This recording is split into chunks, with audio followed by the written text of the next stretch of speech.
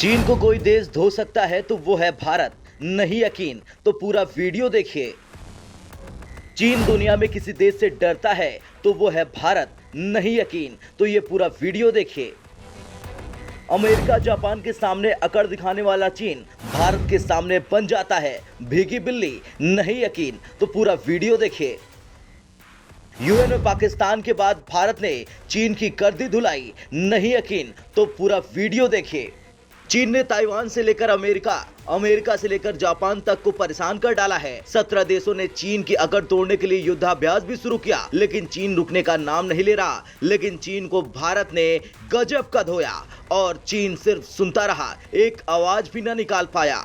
दरअसल संयुक्त राष्ट्र सुरक्षा परिषद में भारत ने एक बार फिर से चीन को घेरा है। ताइवान के साथ चीन की बढ़ती तनातनी और भारत के साथ लंबे समय से जारी गतिरोध के बीच संयुक्त राष्ट्र में स्थायी प्रतिनिधि रुचिरा कंबोज ने चीन पर एक के बाद एक कतई वार किए। आतंकवाद से लेकर क्षेत्रीय अखंडता और संप्रभुता तक रुचिरा ने ड्रैगन को खूब घेरा। रुचिरा कंबोज ने संयुक्त राष्ट्र सुरक्षा परिषद में संवाद और सहयोग के माध्यम से आम सुरक्षा को बढ़ावा देने पर जोर दिया। उन्होंने कहा कि एक दूसरे की संप्रभुता और क्षेत्रीय अखंडता का सम्मान करें और इसके बाद ही कोई देश ये उम्मीद करे कि उसकी संप्रभुता का सम्मान किया जाएगा। ऐसा होगा तभी साझा सुरक्षा संभव है। साझा सुरक्षा तभी संभव है जब सभी देश आतंकवाद जैसे खतरे के खिलाफ एकजुट होंगे। बलपूर्वक यथास्थिति बदलने के लिए की गई जबरदस्ती या एक तरफा कार्रवाई सुरक्षा का अपमान है। वैसे भारत की राजदूत ने किसी देश का उल्लेख नहीं किया, लेकिन भारत और चीन मई 2020 से पूर्वी लद्दाख में चीनी सेना द्वारा किए गए उल्लंघनों के बीच इस बयान को महत्व देते हैं।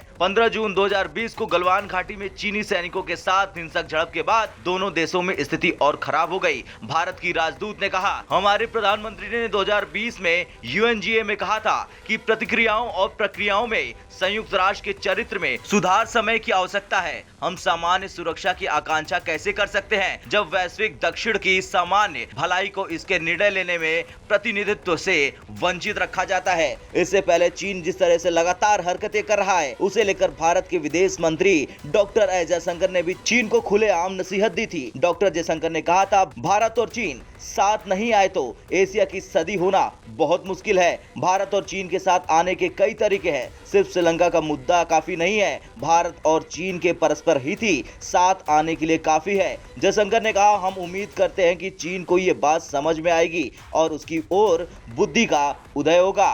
खैर, भारत ने चीन को जो बोला उस पर अभी तक चीन का कोई उत्तर नहीं आया और आएगा भी नहीं, क्योंकि चीन जानता है भारत से अगर वो उलझेगा तो वो कहीं का नहीं रह जाएगा। एक तो उसकी नाक भारत काटेगा और फिर दुनिया के सामने दिखाएगा कि भारत के साथ 3-5 करने का अंजाम क्या होता है। ब्यूरो रिपोर्ट, भारत तक।